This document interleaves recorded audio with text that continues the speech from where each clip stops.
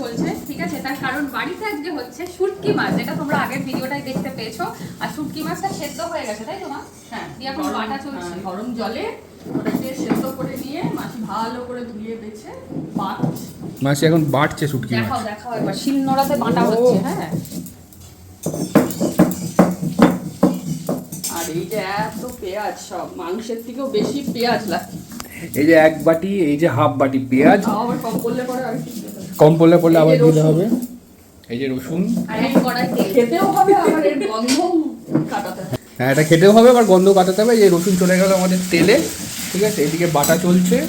আমি টেস্ট করবো, যদি বাই চান্স খেতে না পারি তার জন্য মা আবার আলু ভাজাও করে দিয়েছে। হ্যাঁ। এবার দেখা যাক কিরকম হয়। কিন্তু কিন্তু যারা যারা খায়নি তারা তারা যখন টেস্ট করেছে তারপর থেকে শুটকি মাছকে ভালোই বেঁচেছে। এত সুন্দরভাবে রান্না হয়, আমি মিষ্টির থেকে সেই এক্সপেকটেশনই করছি। এখন রসুন বাটাটাকে ভালো করে তেলে ভাজা হচ্ছে। আর এই যে তোমরা দেখতে পেলে বাটা শুটকি মাছটা তেলে পড়ে গেল, গন্ধ ছাড়ছে এবার আস্তে আস্তে। সবাই জানতে পারবে। আগে তো দরজা জানলা বন্ধ করে করতাম, শীতকালে করতাম। বিশেষ করে শীতকালে করতাম যাতে দরজা জানলা বন্ধ করে করা যায়। তবুও গন্ধ বেরোবে। কিন্তু তবুও বেরোবে। সর্বনাশ ভাই, গন্ধটা তুমি নেওয়ার পরে কি করে খাবে? এটা চলে যাবে আস্তে আস্তে।